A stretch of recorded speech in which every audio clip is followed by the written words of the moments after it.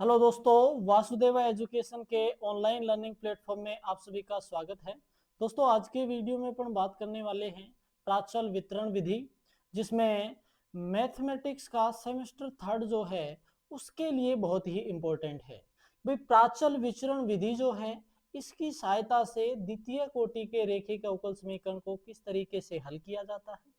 और किस तरीके से उसका जो मूल हल है, किस तरीके से उसका व्यापक हल जो है वो निकाला जाता है। तो आइए एग्जाम्पल की सहायता से देखते हैं कि भाई प्राचल विचरण विधि से निम्न का हल ज्ञात करो। X square D two Y upon D X square plus X D Y upon D X minus Y बराबर में एक्स स्क्वायर e की पावर एक्स। ये समीकरण अपने को दे रखा है। तो प्राचल विचरण विधि की सहायता से अगर इसको हल करना है तो सबसे पहला काम है कि इसका पूरक हल ज्ञात करना होगा। इसका पूरक हल जो है, कॉम्प्लीमेंट्री सॉल्यूशन जो है वो ज्ञात करना पड़ेगा। और कॉम्प्लीमेंट्री सॉल्यूशन के लिए ये जो आर एक्स है, ये जो बराबर के दूसरी तरफ मान है जिसे आर बोलते हैं, ये मान जो है इसको जीरो के बराबर रखेंगे। आइए देखते हैं। पूरक हल के लिए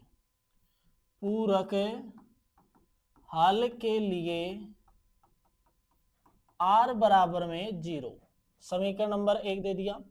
पूरक हल के लिए आर बराबर में जीरो रखा तो समीकरण बन गया X square D two Y upon D X square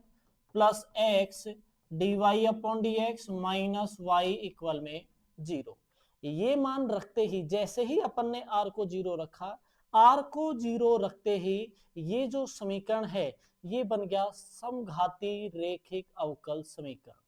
ये अपने पास में समघाती रेखिक अवकल समीकरण बन गया। तो समघाती रेखिक अवकल समीकरण से जो कि समघाती रेखिक अवकल समीकरण है, समघाती रेखिक अवकल समीकरण है। इसमें z बराबर में माना z बराबर log x, क्योंकि समघाती रेखिक अवकल समीकरण को जब हल करते हैं तो उसको हल करने के लिए पहले इस समीकरण में पहले जहां स्वतंत्र चर x था, अब स्वतंत्र चर को परिवर्तित करके और z में करते हैं। तो z में परिवर्तित करने के लिए z के जगह log x, या फिर अगर x का मान निकाले तो दोनों तरफ log ले लेंगे तो e की पावर में क्या बन जाएगा, z बन जाएगा। अब इस स्थिति में X square D two Y upon में डी एक्स स्क्वायर, इसके जगह आ जाएगा डी माइनस एक वाई, जहां डी अपॉन में डी जेड बराबर में है अवकल संकारक डी। ऐसे ही एक्स डी वाई अपॉन में डी एक्स के जगह डी ऑफ वाई। ये सारे मान अगर इस समीकरण नंबर 2 में रखें तो सारे मान समीकरण नंबर 2 में रखने पर डी माइनस एक प्लस में डी माइनस एक वाई इक्वल में जीरो, या फिर D square minus D plus D, तो माइनस डी और प्लस डी हट गया,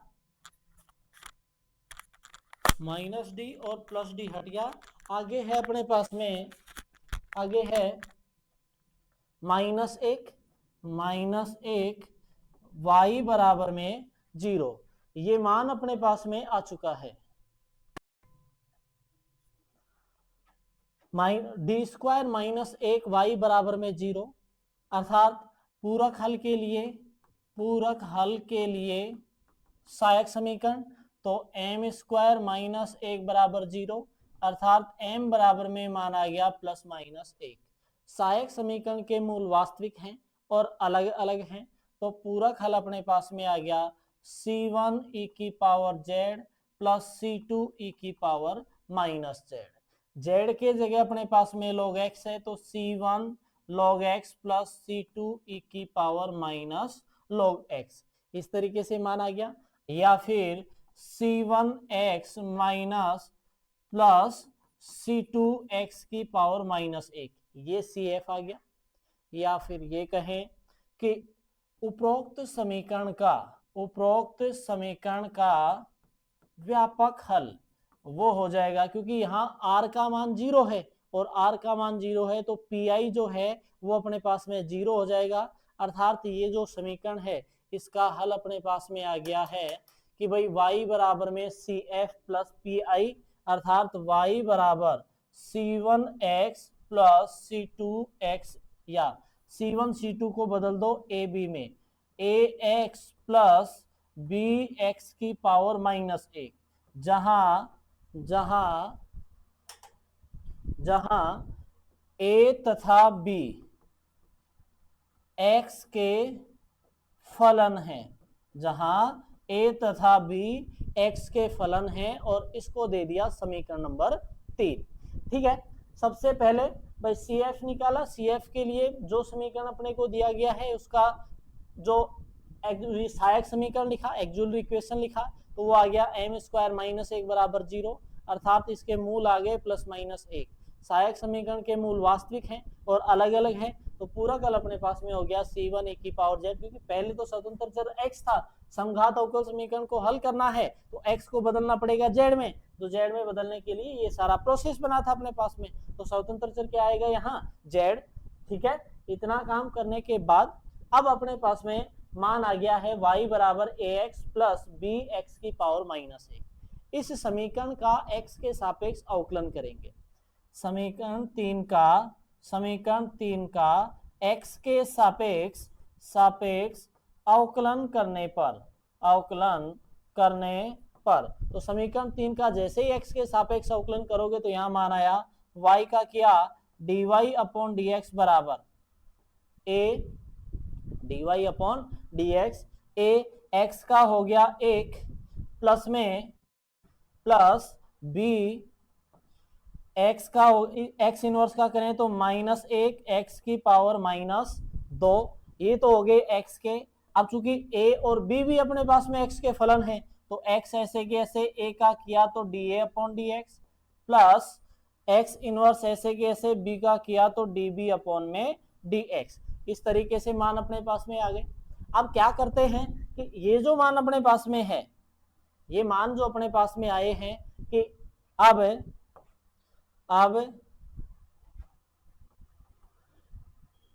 a ये जो अपने पास में dA अपॉन dx है इसको कह दिया a1, x a1 plus x inverse b1 बराबर में 0, क्योंकि पूरक हल जो है पूरक हल को इस तरीके से रखते हैं au प्लस bv बराबर में r, और ये जो r मान जो है वो समीकरण 2 में r का मान क्या है 0 है, यहां से रखा तो अपने पास में इसका मान जैसे ही आप 0 रखोगे तो समीकरण अपने पास में बन जाएगा ये dy अपॉन में dx। इसको दे दिया नेक्स्ट समीकरण, इसको कह दिया समीकरण नंबर 4, dy अपॉन में dx बराबर a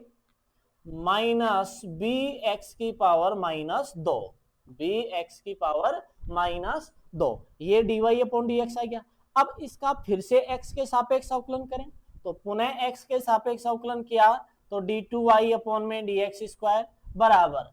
a ऐसे के ऐसे, भाई a के साथ में x नहीं है तो इसका 0 हो गया, इसका किया तो माइनस माइनस प्लस 2bx की पावर माइनस 3, a का करोगे dA अपॉन में dx और माइनस x की पावर माइनस 2, b का किया dB अपॉन में dx। पुनः वही स्थिति कि भाई dA अपॉन में dx के जगह a1 माइनस x की पावर माइनस 2 b1 बराबर में r, ये वाला r समीकरण 1 का, तो समीकरण 1 में r है x स्क्वायर e की पावर x। समीकरण 1 में r अपने पास में ये आ गया तो ये बन गया समीकरण नंबर 5। अब समीकरण 4 और 5 से देखें, समीकरण 4 और 5 को ऐसा किससे गुणा करा जाए, समीकरण 4 और 5 में अगर देखा जाए तो ऐसा किस मान से गुणा करें कि भाई a1 और a2 का मान अपने को प्राप्त हो जाए। तो समीकरण 1 जो है, समीकरण 4 से x जो a के पास में जो x है इसको भेज दे तो a के पास में x से भाग कर दे, अर्थात ये कह दे समीकरण 4 को x से भाग करा तो अपने पास में a1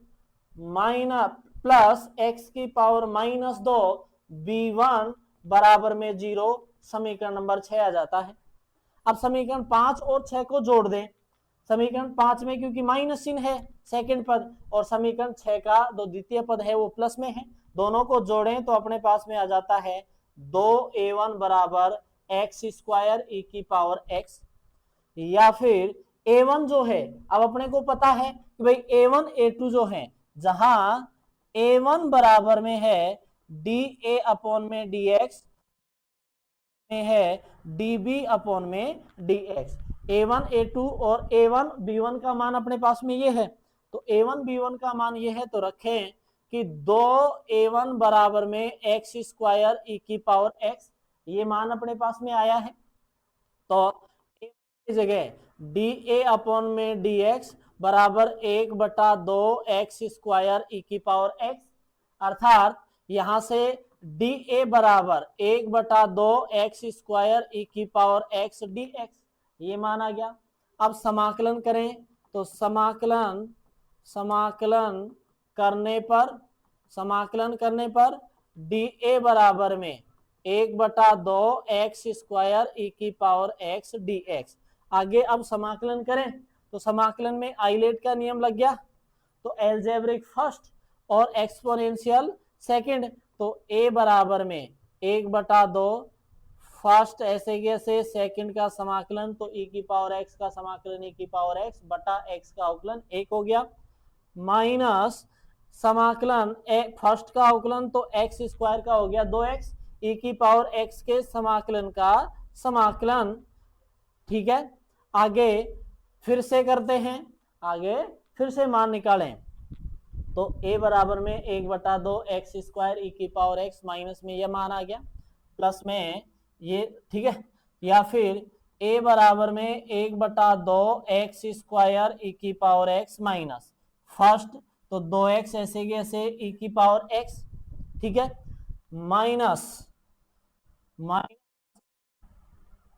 माइनस में अपने पास में आ गया 2x का अवकलन किया तो e की पावर x का समाकलन हो गया e की पावर x, तो 2 e की पावर x अपने पास में ये मान आ गया। भाई इसको, इसका जो माइनस चिन्ह है माइनस e की पावर x 2, भाई पहले ये मान आ गया।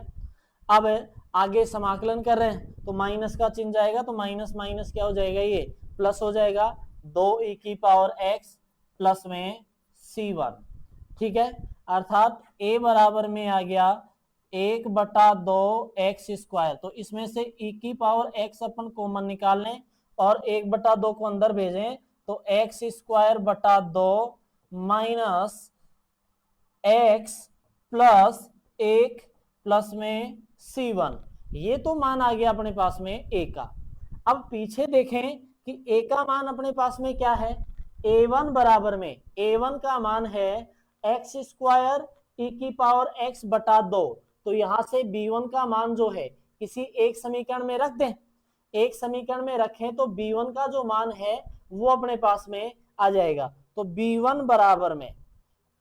a1 बटा एक्स स्क्वायर, अर्थात b1 बराबर में x ऊपर चला जाएगा, सॉरी -2 है, देखो यहां अगर देखा जाए तो a1 बराबर में ये मान है, हाँ ठीक है, a1 बराबर में ये कह सकते हैं कि भाई x की पावर -2 b1 बराबर a1 में x को इधर भेजा तो -a1, ठीक है, या फिर b1 बराबर में -a1 बटा x की पावर -2, या फिर b1 बराबर माइनस, या फिर b1 बराबर में -a1 और x की पावर -2 है, ऊपर जाएगा तो x की पावर क्या हो जाएगा, प्लस में, अर्थात b1 बराबर में -a1 एक्स स्क्वायर, b1 बराबर में आ गया -a1 एक्स स्क्वायर। तो आगे देखते हैं कि b1 बराबर में आ गया -a1 एक्स स्क्वायर, a1 का मान अपने पास में यहां है, तो सॉरी a1 का मान अपने पास में यहां है कि b1 बराबर a1 माइनस एक्स की पावर 4 ई की पावर x, ये मान आ गया, या फिर b1 के जगह b1 बराबर में db अपॉन में dx बराबर माइनस x की पावर 4 e की पावर x, अर्थात db बराबर माइनस x की पावर 4 e की पावर x dx। समाकलन करें तो b बराबर फर्स्ट ऐसे के ऐसे e की पावर x का e की power x minus 3x square e की पावर x dx। फिर से करें तो माइनस x की पावर 4 e की power x minus 3x square ऐसे कैसे e की power x minus minus plus हो जाएगा फॉर्मूले का 6x e की पावर x समाकलन dx। ठीक है, आगे फिर से करें तो b बराबर में माइनस x की पावर 4 e की power x minus 3x square e की power x plus 6x e की पावर x ऐसे कैसे माइनस 6x का हो गया 1 e की पावर x के समाकलन का समाकलन तो e की पावर x प्लस में c2, अर्थात b